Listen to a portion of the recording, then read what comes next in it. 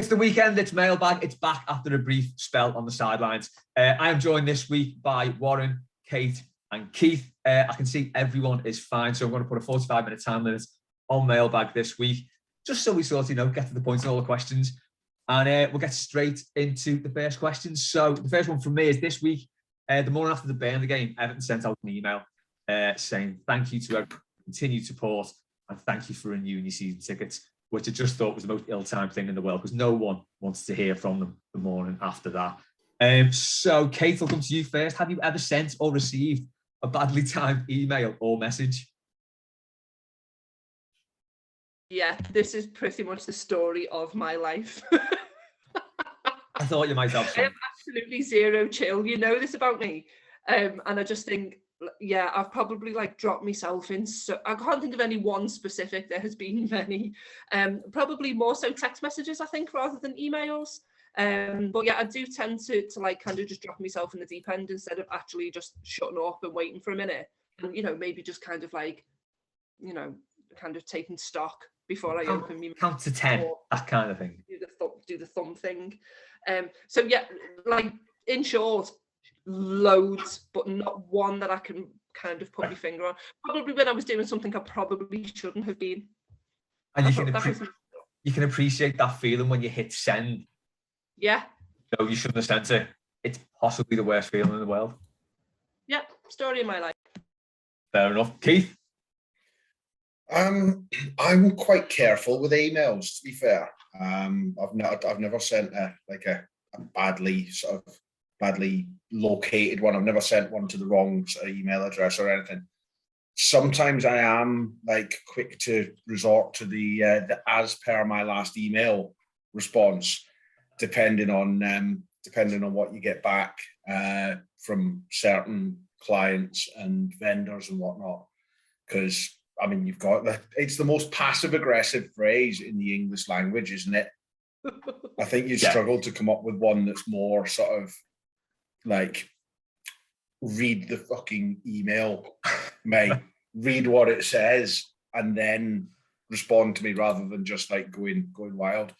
Speaking of Everton emails, I've literally just had a notification through for another one that it's the everything you need to know for Saturday, and the title is Lampard Everton Stronger Together, and I haven't got this. Can you imagine being the Everton social media admin this week? The poor person, whoever that is, by the way. No fault of their own, is it? But it's a thankless job, that, isn't it? If you're listening, we appreciate you. Yeah. We are still going to abuse you mercilessly, but we do appreciate you. Sorry, but it's your role. It's got to be in the job description, hasn't it? Must be able to take monumental amounts of shit off supporters 24/7. There's literally no let up, is there? Because someone somewhere in the world will be giving the Everton admin shit somewhere. Definitely. I can just imagine, when as well, someone will tweet with a transfer target or something. I can just imagine the senior social media manager or whoever going with a pen and a pad. These fans, to the management, these fans have suggested these players. I just thought to pass that on to you, as if the social manager is going to have anything to do with that. That's how it works, isn't it? To be honest, Everton could have done a lot worse, taking something like that as the transfer recruitment for the last 5 years. would have been much better, wouldn't it? Probably. Yeah, I've seen as well. There's people sort of lamenting the fact that we never got Vitor Pereira now. I know, Keith, you're a big fan anyway. I maintained in another galaxy, if we'd appointed him back in what was it, 2013 when Martinez come in? Was it 2013 or 2012? 2013. 2013. If we'd appointed him then with his smart suits and his armband, we'd have won the league by now. Anyway, let's leave Everton chat. That's quite enough of that nonsense. The reason I mentioned that was because it's people are looking at that now going, well, I wonder what would have happened if we had have got him. And you kind of think, well, surely the board should have had the courage of their own conviction and appointed them, and not thought, I'll tell you what, we'll get Lampard because people don't want this fella. But after Benitez, who knows? Anyway, I will shut up about Everton now. I've dredged up far too many bad memories already from the season. Warren, emails or messages ever I do remember when I was at uni doing that thing of. I remember there was a particular girl in our group who she just wasn't very happy. She's quite grumpy, and everyone sort of knew it but didn't really say it. And I remember doing that thing. We were working on a project, uni project, whatever it was, talk or whatever piece. And I remember trying to send an email to one person and it going to the whole group and referencing her in it. But unfortunately, it wasn't anything too bad. But I'm like Keith. I'm quite careful because I know how easy it can be. I do suffer monumentally from the, oh my God, what did I text the night before? Or what have I put out on social media the night before? It's that thing in it when you've had a few overconfidence and you put things out. And the first thing I do on a Sunday morning waking up is just have that dread. Oh no, what have I video? What have I said? What have I put on Instagram? What have I done this? So I have trained myself now to not even go on my phone on a night out. Doesn't matter if I've only had a couple of drinks, I will just not do it because I can't be doing with that dread and anxiety the next morning. I just can't have it. It's for the best, isn't it? Yeah. Yeah, I agree. Next question. Oh, mine, by the way, is probably glitter hoof. I'm sure everyone's well versed in. But anyone that isn't, my mate sent me a message saying he just broke up with his wife. He'd been with her about 8 years, been married about 2. Said he just broke up with her, and I accidentally hit the unicorn emoji in WhatsApp, which automatically sent him a unicorn emoji with heart eyes. So That's funny. That's funny. Yeah, that's twice as well. Another lad was. What was that? You made some voice note singing "Ding Dong the Witches." I know, I might as well. And another time as well, I did. That lad was telling me like he was going into this long story about how he's having trouble with this girl, and I hit the snoozing unicorn. So I mean, boring. Move on. Well, exactly. And I'm kind of thinking, am I just a horrible person that does this without thinking, or I don't know. What I want to know is why you had the unicorn stickers pack like downloaded anyway. I don't know why that's the first one. So I haven't got the ones of a little character of me. So I've just got them as default. I don't know why. I'm looking forward, Les, to I'm looking forward to a message in WhatsApp whenever I get relegated to a unicorn popping up on my phone. Yeah, unicorn with an exploded brain or something like that. Yeah. It will happen. I don't know. Maybe I'm trying to tell the world something. Who knows? Next up, Star Wars Lego came out this week, the Skywalker Saga. It's amazing. What do you think is the best movie/video game tie-in, Keith? Movie/video game tie-in. Yeah. I don't know really. You'll have to come back to me on this. I'll have to have a pop. Warren, have you got one? Well, I didn't have an N64 when I was a kid. I was a PlayStation kid. However, I do have fond memories of going round my mates and playing a bit of N64 and him having Goldeneye on the N64, which I think if you talk to anyone from that era, the early 2000s, if they had Goldeneye on the N64, that was all he played. And as I say, it wasn't really, I was a PlayStation kid, so it wasn't for me. But I know how good that game was and how popular that game was. So I think that with your retro gamers and with your my generation, I think that's probably got to be the one that's most fondly remembered. In terms of modern day, I've got to reverse it a little bit with the question, video game to movie. I know Resident Evil's been doing well movie-wise, hasn't it? And then the new game's coming out with that. So maybe that's a shout as well. But yeah, GoldenEye, I think, is the one, the go-to one, certainly for my age range. Would you go with that, Keith? Yeah, that's my answer. I'm not topping that. GoldenEye was great. But you had to smack your mate round the back of the head if he chose odd job, didn't you? That was against the rules. Nobody could be odd job. Somebody picked him, quick whack around the head, change it. Kate? Mine was always on the shoulder of me older brother, I reckon. He's 43, 44 now, something like that. So I remember him getting his first... No age at all.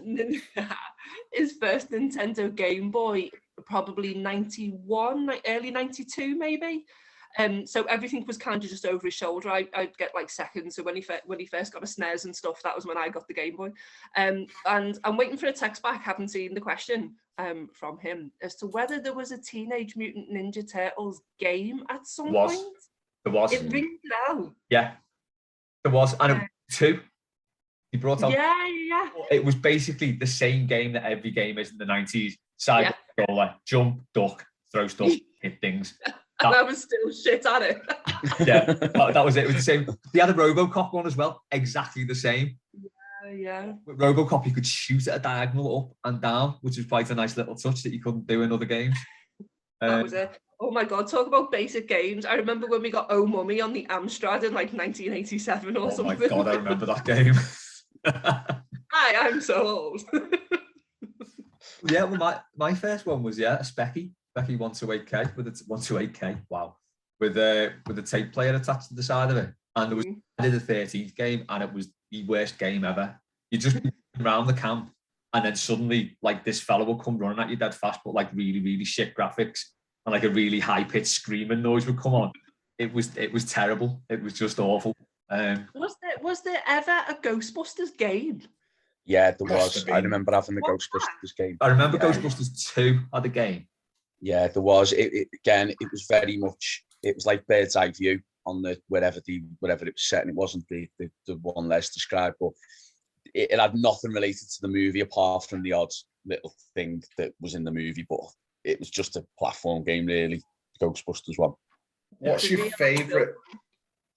your favorite terrible graphics computer game, and why is it Doom? See, I was going to go way beyond that and say Manic Miner, if anybody knows what that was. No? Headset Willy? No. No. Did anybody ever play Damn Kids? Theme Hospital. I had Theme Park. I never played Theme Hospital. Oh, Theme Hospital was boss. People used to get bloaty heads. They used to just get a massive head, and you'd have to buy a machine to pop their heads. It was boss. Great days. Doom, though, even though the graphics were ropey, but they were dead good at the time, it was so scary playing that. Oh yeah, So many jump scares.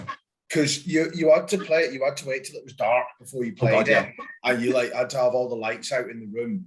And it was like, so my PC at the time was in the dining room, and like obviously I had all the lights out in the curtain, and the whole effect was ruined by my mum coming through and flicking the light on her way to the kitchen to make herself a cup of tea. But yeah, you played it in the dark, and then when the big like horned beastie fella jumped out, that was it. Yeah. You were 6 foot up the wall. Amazing. Halcyon days. Oh God, best days of gaming. Next up, Laura has asked. Oh God, I'm gonna have to get this up on my phone, aren't I? So, a major heist. With a team of 6 highly trained animals. Which team do you choose? So there's a choice of 4. So I think for people listening on the podcast, I'll use this as the picture. Yeah. It's a very cute question. I'll explain what's on it. So Team A is a kangaroo, skunk, a dolphin, a bison.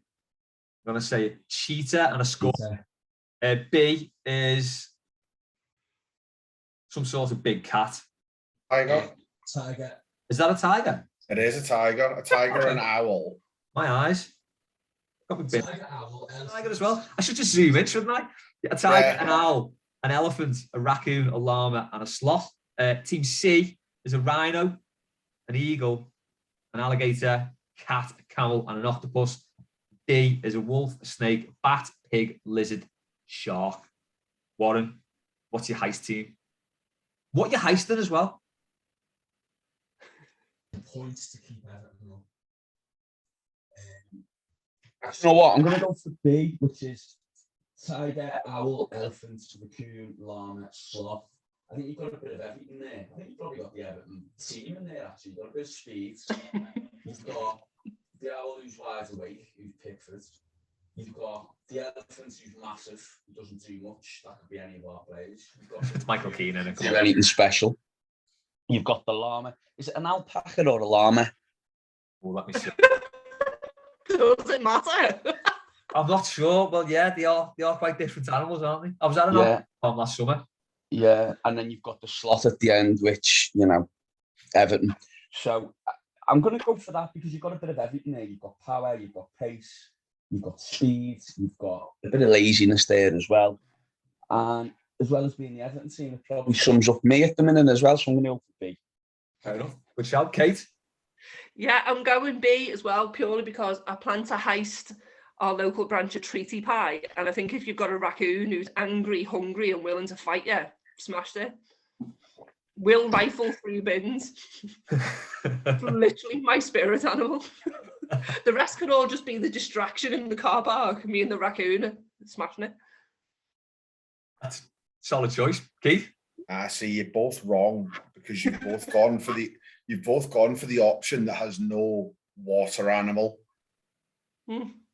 So you're doing yourself a disservice there, and you're not like covering the whole spectrum of heisting. Like, what if you wanted to escape by sea? You need some sort of amphibious or aquatic creature who can like just fuck off into the middle of the ocean with whatever you've heisted. Take it to like an abandoned oil rig, and like that's where you stash the goods, and the rest of you turn up on like a boat or a helicopter later on. So with that in mind, I am gonna go for Team C, because you got the rhino to smash his way in, to like using brute brawn strength to smash his way into the vault or whatever. You've got the eagle to fly around and keep a watch out for the busies turning up. You've got a crocodile or an alligator, which is the muscle. You've got a cat. The cats are very smart animals, so that's your brains of the operation. You've got a camel who you can load the goods onto to get him to the harbour, and then you've got an octopus to carry the goods away to sea. I think that's very sensible. Laura's going to love that answer. Cookie dough. I feel as if that's like a bit. It's your heist, so you can go with whatever you want. You've been caught because you did not escape to sea to eat your cookie dough. With it, and I've already eaten it, so. Yeah, I think in that vein, I'm going to go for A because I'd used to skunk like a gun. Oh yeah. So That's it. Destruction. Yeah, that'd be my weapon in the heist, and then the bison to like knock the wall down. I'm robbing money, clearly. To pouch it up, get off, and then Scorpion can beat it. Don't like them. I don't know what the leopard would do. You're right. It could carry you away. Fast. Yeah, I'd get a ride on the leopard while the kangaroo took the goods, and then the dolphin would take it to the hideout where me and Keith would share the spoils. There you go. Happy days. So we're happy on our oil rig, and you two have been caught. Just circling I'm back. not hungry, and to be fair, I'd rather not be hungry than rich. Fair. Just circling back to what Les was saying about having visited an alpaca farm. Are they not just the biggest knobheads going? God, yeah. Genuinely, people think you get like sent these gift certificates. So like, oh yeah, for your birthday, for your Christmas, you can go and walk, you can trek with alpacas. And it's great. It's a brilliant theory, unless you get an absolute knobhead of an alpaca, because that happened to me the one and only time I've been. And like, you cannot drag an alpaca. Like the way you can encourage like a dog when you're walking him on a lead to hurry up a little bit. Alpacas are a lot bigger than dogs. I don't know, like if you know much about animal biology and stuff, alpacas are sizably larger than dogs. And how solid are the necks on them? If it doesn't want to move, you are not moving. The rest of the trek has gone off. They're like in the foothills, and you're just stood there in the paddock with this absolute knobhead of an alpaca who's just looking at you, and they maintain eye contact at all times. They properly like laser in on you, and he just looks at you like, no, not going anywhere. What are you going to do about it? Yeah. Tits. There's always if you've never seen The Emperor's New Groove, the Disney film with the kids and stuff, I thought they could speak and everything, and they went on boss adventures. No, they just threaten to golly on you all the time. That's about it.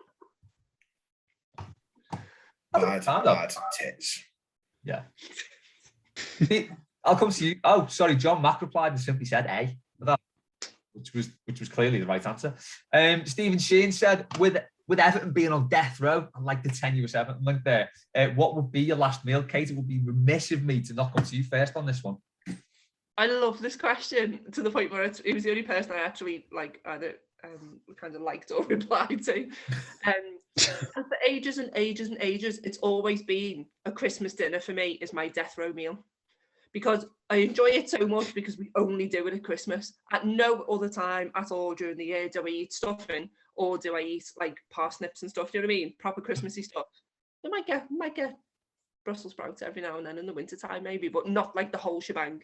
So for years that was it for me. And I would literally just one course of Christmas dinner as well. Don't need any dessert or anything, no pudding. I was fine. But you know, I would before you go on, is this a hostage situation? Is that telling us that you are being held captive somewhere by saying I don't want any you're a cheeky get. No, I'll be fine because me and the raccoon will have just finished off. But we obviously got caught and now we're on death row, so unlucky. But do you know, when I really think about it, and I just think, oh, do you know, if I've been in prison for ages and I really just wanted something that would just remind me of being dead happy, it would probably be chicken coca noodles, to be honest. They're quick and easy, aren't they? Just like quick snack then. You know what I mean? And sometimes can hurry up with the execution then. Just get it over with, lads. Listen, sometimes it's a 2-packet situation and it still doesn't even break a quid. That is, I mean, you know, this is taxpayers who are paying for this, lads. You know what I mean? A quid. Oh, fuck it, fleece them. If they're gonna kill me, I'm gonna fleece the fuckers. Definitely. So just going back to the Christmas dinner thing, what do you have on a normal Sunday dinner then that you wouldn't have on a Christmas? What don't you have on a normal Sunday dinner that you do have on a Christmas dinner? So I don't eat stuff in it any other time during the year, not for any like kind of valid reason. I just don't make it because nobody else eats it. Parsnips as well. I don't eat the rest of the year. That's got peas. Yeah. Got peas on a Christmas dinner. Yeah. See, I've never seen peas on a Christmas dinner, but I'd see them on. Really? Yeah. It's all just green veg, isn't it? Because I just keep falling over because of like low blood pressure. I just have to eat greens all the damn time. So they all just merge into one big green veg. So I probably don't even recognise what it is on the plate. But yeah, I don't know. It's just something really comforting about a Christmas dinner. It's probably not even so much as what's on the plate, is it? And I just think if it's my last meal, then I'll probably want to remember fun times. Fair enough. Remember it for very long, but it's a nice thought. Yeah. Keith? I've got no time for people that hate on roast dinners. A roast dinner is one of life's simple joys, especially if you do it right. Yeah. And also, what you do need to be including pigs in blankets with your like every Sunday roast. You can't. It's not just a pig in blanket. Is not just for Christmas. It's for life. So death row meal, I'm probably going to go with some form of chicken wings to start. Maybe like a wing roulette with different flavors of wings, because I do like to mix it up a little bit between buffalo and barbecue. Main course, gonna go like proper basic bitch and go for like a well done, like, well, not well done obviously, but a nice piece of Wagyu fillet steak.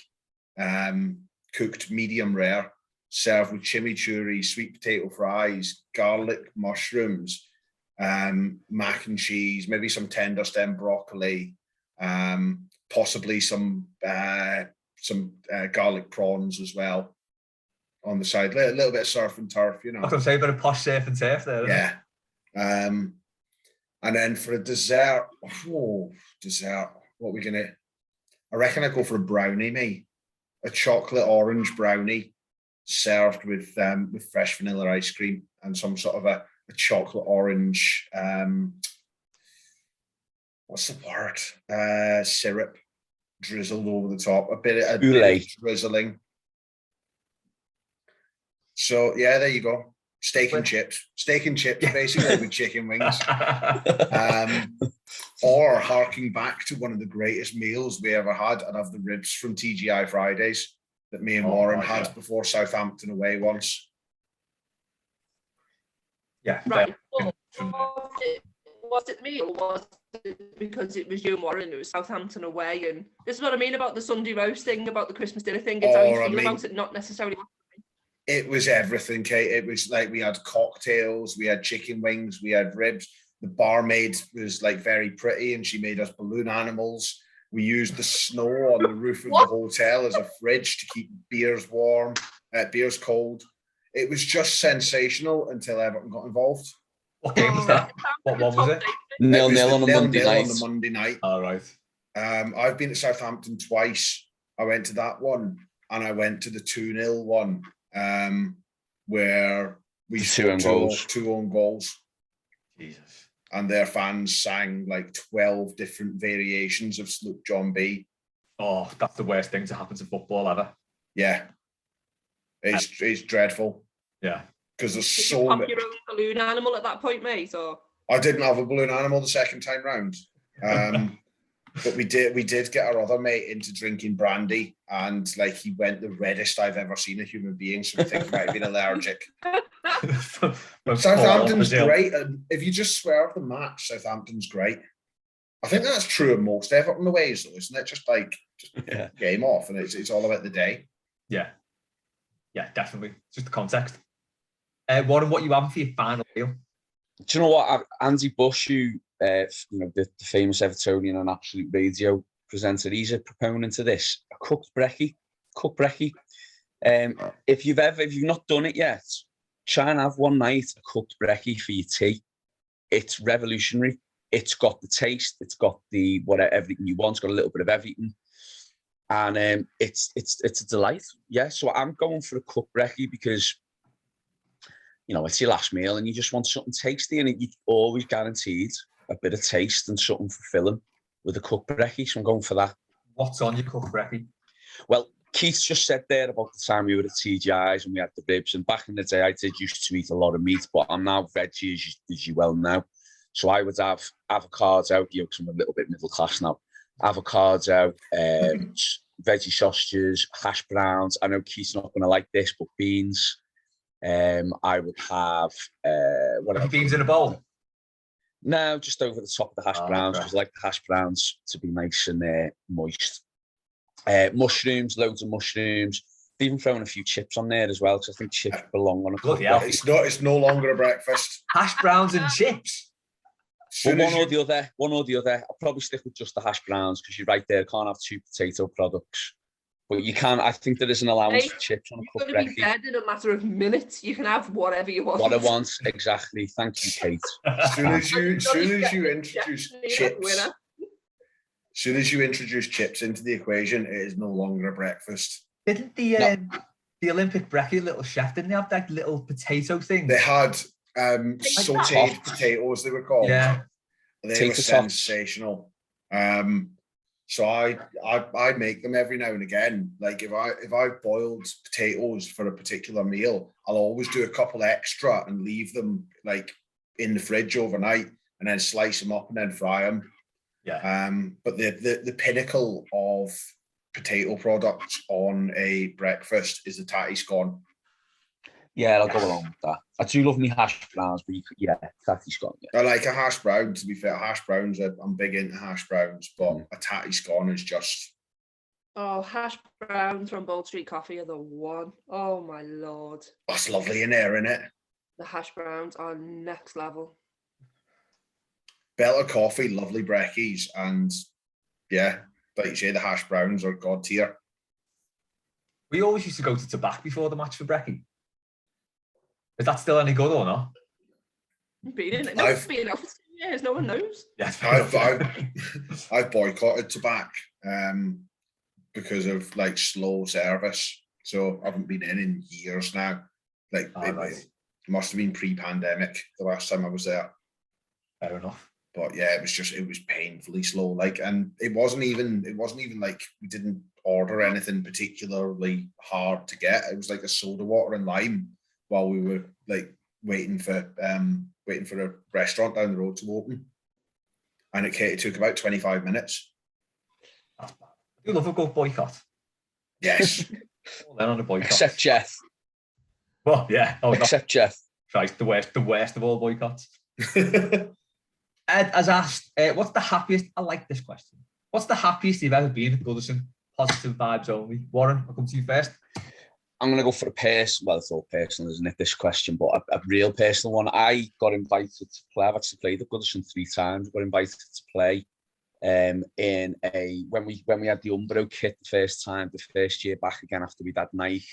Umbro did like a kit launch day with training gear and everything. Invited loads of people down to play in a game. So I played down there, but a couple of times I played before. I scored a penalty at the park end. I got brought down. I did do a little Michaelenko style dive in the box. Fernandez Limpar, the park. Yeah, it was brilliant. But I got the pen for it, so I took it and just slotted it in the corner. So that was nice. But then the second time I played, I actually scored a tap in at the Gladys Street, and I remember running to the side and looking up at where to sit, my seat, and just pointing and having a little celebration to myself with no crowd. So it was funny, but yeah, that was it was great. I mean, it's like anything when you play at a stadium or you go to a stadium, it's obviously big, but to play at Goodison was massive. Yeah, so that's my personal one. That's a belter. Cracking answer, Keith. I'm gonna go for a more recent one because it was a very, very happy moment. But the Iwobi winner against Newcastle was up there with the best limbs I have ever seen inside Goodison. I was a broken man for 4 days after that. I nearly felt, the tunnel bit that comes up from the concourse on in like the lower Bullens, come up the steps. I nearly tipped over the edge of that. I ended up like 5 rows down, just lost all control of my body and had to get caught by these 2 little old ladies who sit like right in front of it. They grabbed me before I tipped over the end. So yeah, that was one, just like the pure, I think it was the relief more than anything. Yeah. After being absolutely convinced after Alan got sent off that we were losing it, to go and win that was just ridiculous. Or like the other one is a happy moment, but it's clouded by what came after, and it's the Baines goal against Leicester. Oh God, yeah. I genuinely thought the ground was going to fall down. It was just like a wall of noise.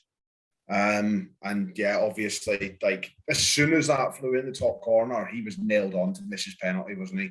Oh yeah. Right, there was nothing surer than that. So yeah, I'll stick with the Iwobi because I think he deserves some credit in the bank at the moment. Bless him. He's doing all right, isn't he? At the risk of going into some Everton chat, I think he got a lot of stick for the mistake at West Ham, but I don't think that was the ball that was played to him. Yeah, I think people are like, if people pick up on the fact that he loses possession, it's because he tries something different. He will try forward pass. At the minute, I'm going off into football, but at the minute, the core rate was frustrating player on that team because he gets the ball and passes it straight back to the centre back and basically says, "Go on, then you start the move." It's like it's your job, turn and like play it somewhere else upfield. I thought Richarlison on Wednesday was obviously our best player by a mile, but I thought second was Iwobi. I thought Iwobi had a good game, but yeah, as you said, Les, let's not veer into too heavy football chat. Just on Wednesday night, I missed the whole game because I was travelling back from London. I got in about a minute before they scored the third. I've been travelling back since 5 o'clock. I got back in about 9:05, sat down just as John Joe Kenny blams that shot. Oh. And then that happened. I was just like, I was basically Abe Simpson. That's what I felt like. Just walk in, see that, nope, walk out, I'm gone. Kate, what's the happiest you've been at Goodison? Secondary happiness for me, because it couldn't be straightforward, could it? January 2017 was the first time that I took Ellie to the game. She's been going for a little while. She's my eldest. Going for a while with a dad who's season ticket holder lower Gladys, but first time she went with me and we beat Man City 4-0. And I'm a massive Pep Guardiola fan for obvious reasons. I'm a Man City fan, and I was a little bit gutted for him, but there's just I don't think there's any more kind of elation to see your kids absolutely roar out the seats. And for the first time that they experience what Goodison's like, when it's like that, because it's so rare. And I swear to God, we floated back down. We floated home basically down Priory Road. It was just something else. But then it also forced you into having that conversation where you just go, right, listen, I know tonight was amazing, but it's not usually like that. You have to kind of like prepare them for the reality. What was the game after that? Well, we were on a good run at that point, weren't we? I'll have a look now. I don't even remember. But yeah, I know exactly what you mean, because for me, I think mine was the 4-0 against Man United, because it was a completely unexpected result. It was an absolutely perfect result. It was a sunny, perfect day the end of the season, and just looking around every time we score, just looking around at the kids because they sit behind me. Maybe that's it. One seat, the kids sitting in the row behind, just looking around every time we scored and seeing them just so happy. And totally like, what is going on here? We should not be beating Man United 1, 2, 3, 4-0. Doesn't happen. It was just amazing. It was absolutely perfect. So that was mine. Right, where am I now? The next season, what season was that? 2019, 2018, 2018. Sorry, I'm talking about Man City 2019, 2020, wasn't it? Was it? I've also got to say that anytime I take Cleo, who's the middle one, to the game, which hasn't been for 100 years, at about somewhere around 60, 65 minutes, she starts getting bored and asks for my phone to start taking selfies. And it's when she puts like filters and stuff on where you've got a cat on your head and it catches the old fellow who sits behind her as well. She's just like randomly photos of our men with like Mickey Mouse ears and cats on their heads and stuff, and they're completely oblivious. That's always fun to go to when I get home after the game. Gotcha. I remember when the kids used to go when we were very young, we always used to take iPads with us. Keep them like entertained. So that Man City game was 2016-17, of course it was, don't know where I was then. Yeah. So we lost in the FA Cup to Leicester the week before, but then we beat City 4-0. We Palace away 1-0. That was Coleman. Drew with Stoke, beat Bournemouth 6-3. Drew with Borough, beat Sunderland. The next game we lost was away at Tottenham when we lost 3-2. Oh my God, what a run that was. There's lots of W's in that run. Mm-hmm. Fun times. Oh, as if we're harking back to the Ronald Koeman days. Jesus. Right, final question, and it's your question, Kate. Which I just read. Oh, there we go. So, your question was, apparently it's 90s Day today. What would you bring back from the 90s? So, just leading into this, Mick Coyle said, the Zenith Data System Cup. Shouts. And if we do get relegated, I am petitioning for the Anglo-Italian Cup to come back. James Robinson said his waistline. I said relegation battles. And David Marley, what a shout. Richard Goff. He probably should Goff. now. He's about 60 odd. So Kate, go on then. What would you bring back from the 90s? You did that. Oh God, pretty much absolutely everything. Smash Hits magazine, recording the R&B top 40 with Trevor Nelson on Radio 1 on a Sunday night, trying to cut out his voice, even though he was amazing. It was just a period of time for me. If you're rapidly approaching your late 30s, it was boss. Everything was amazing. And you're rapidly approaching your late 30s. Shh. Are you banging your late 30s? No, just approaching it. Okay. Don't you ever keep saying I'm 35 and 35? Fight me. I'll get me raccoon on you. The gang and everything now. I'm closer to 50 now, so I'm saying nothing. Exactly. Shut your grid. So, sorry, anyway, go on. It was just a period of time because we were the last of that kind of, not quite a generation, but a decade, if you like, where, like, you know, we got the internet at home and like we got computers at school and stuff, but we were still able to go out at kind of like 16 and 17 in town and get served, and it felt like it was safe. And I retweeted in response to the tweet that went out today, a photograph from Angie's Liverpool, who does like some amazing nostalgia stuff on Twitter. If you're not following already, you should be.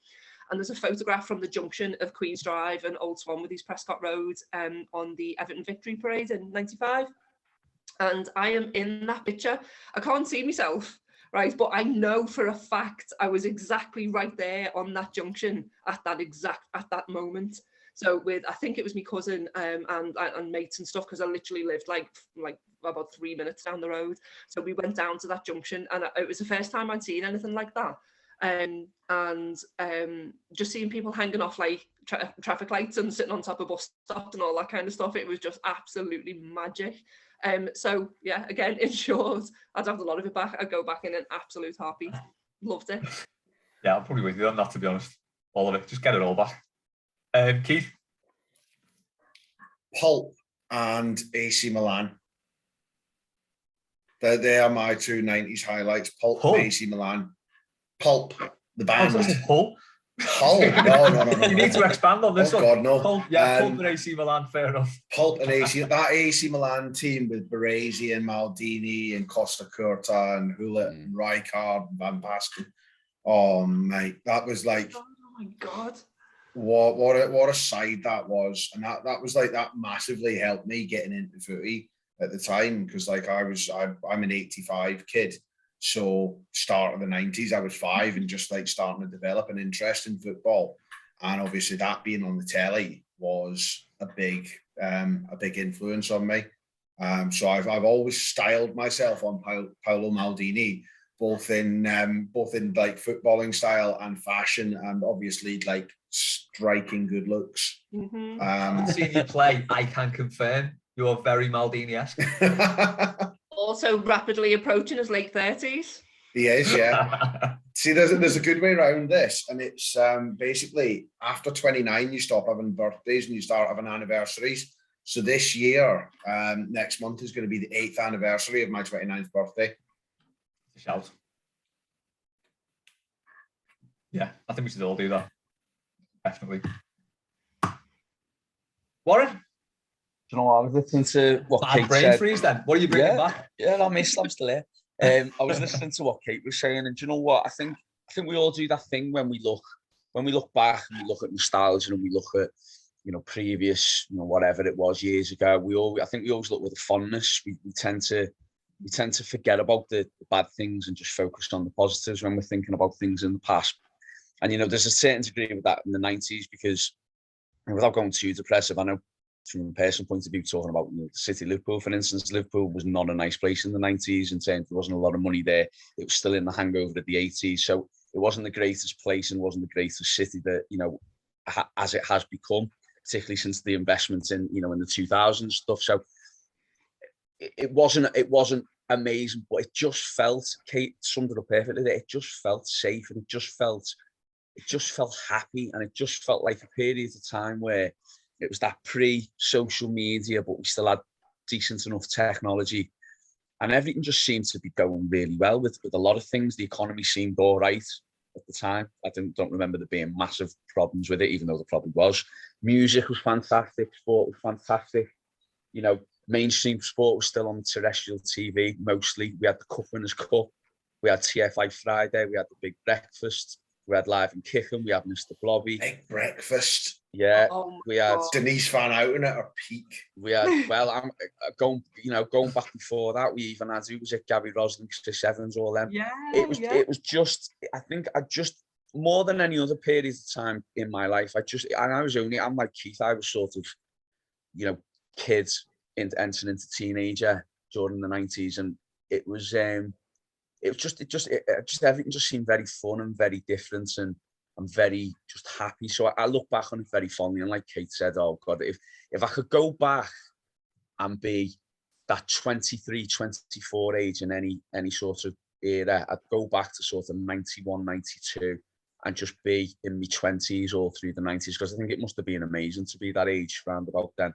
I think it was just great. I mean, the early 2000s were all right. Then you start getting into the late 2000s, that's when I started turning sensible, and well, some would say not sensible, but turning into an adult and things getting a bit boring. So yeah, I think it was just a fantastic time, a lot of happy memories, a lot of high points, both in pop culture and in probably a lot of personal lives, football wise. Well, and then we had the relegation battles, but listen, we won a trophy, so fantastic time. And yeah, just gutted for everyone who was born in the 2000s, really. Yeah, bloody kids. Basically sums up that growing up is a trap. Yeah, Don't do it. Yeah. Don't do it, yeah. Yeah, no, it's funny you say that. The 90s kind of petered out for me with music. So the early 90s and the mid 90s, the music was class. And then I think once you get to like 97, 98, 99, it started to fade out. When the Britpop bubble burst, you kind of had a lot of sort of post-Britpop trying to be Britpop acts, and it just, Oasis went shit. Blair was still all right. But you had bands like Star Sailor, I think, coming out, and there was a lot of acoustic stuff, and it went a bit shit, and it's sort of like the decade kind of fizzled out for me in that regard. But yeah, it was a cracking decade. I wish I could round up how many hours I spent watching The Box. You know, remember The Box? Music, television, you control. You can imagine. Oh, I'd love to know how many hours of your life I wasted watching The Box. Do you know what? put it's still a channel now, but it's just a standard music channel now. And I was watching it and I think, do you know what? I remember using to like ring up like 75p a minute or whatever it was, just to request a song. And you think nowadays you just go on YouTube and put whatever your song you want on. Yeah. It's so easy nowadays, isn't it? But yeah, there was some sort of thrill in seeing your song come up that you requested. My song's on telly. It's even like even if you listen to a song all the time, if you hear it on the radio, it's that element of surprise. It sounds better.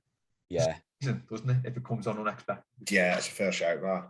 Yeah. Speaking of songs from the 90s, and you mentioned The Big Breakfast there, do you remember Egg on Your Face? Yes. Vaguely. Can you sing it now? No. Egg on Your Face on The Big Breakfast. I think it was at about 4 minutes past 8 because I used to leave for school when that came on. So it was do you remember when they used to banish guests or like audience members to the steps of woe in the garden? Great. Oh, it was absolutely. Remember, like Peter Snow and stuff. The stuff that you remember is just absolutely mental from breakfast TV back then.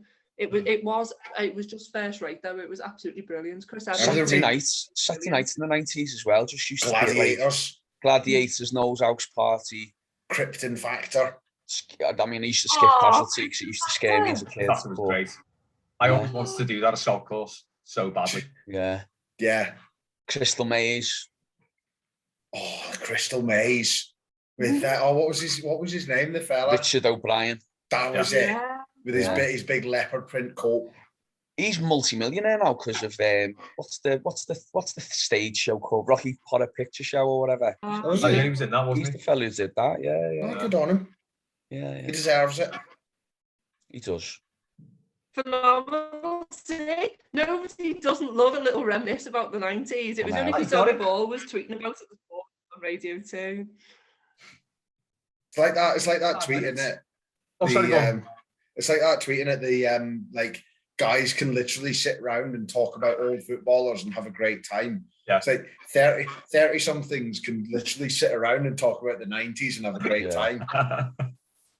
Well, after this, I'm going off to play the Saved by the Bell theme tune. So yes, I've got a jumper upstairs that is it's like cartoon dinosaurs, but in the style of the Saved by the Bell logo. Oh, amazing! It is incredible. I'll have to send you the picture later. Stick that on Instagram. I need to see that. Absolutely phenomenal. I might just start YouTube on it because Kelly Kapowski was my first childhood crush. Yeah. Yes, Kelly Kapowski and Michaela Strachan on the Really Wild Show. Yeah, Michaela Strachan on the Really Wild Show, tremendous show. It was the wellies. What about Shannon Janica with her like April O'Neil style jumpsuit on? She had been that April O'Neil jumpsuit. Agreed. Bring it back. Come on, Kate, start us off. Start wearing it, please. Definitely. I'm busting out my Everton shirt, never mind a frigging jumpsuit. Lockdown has not been kind. Right, the last thing I'm bringing back is obviously... Yes. Yay! Yes. And on that, God, it looks so weird with glasses on with the bucket hat on there. On that bombshell, and we have just passed the 45-minute mark. Brilliant. That. So thank you to Keith, thank you to Kate, thank you to Warren, thanks to everyone who sent questions in. We'll be doing this every week again now. I'm back on a scale. I mean, I haven't been off one, but anyway. We will catch you next time on Mailbag.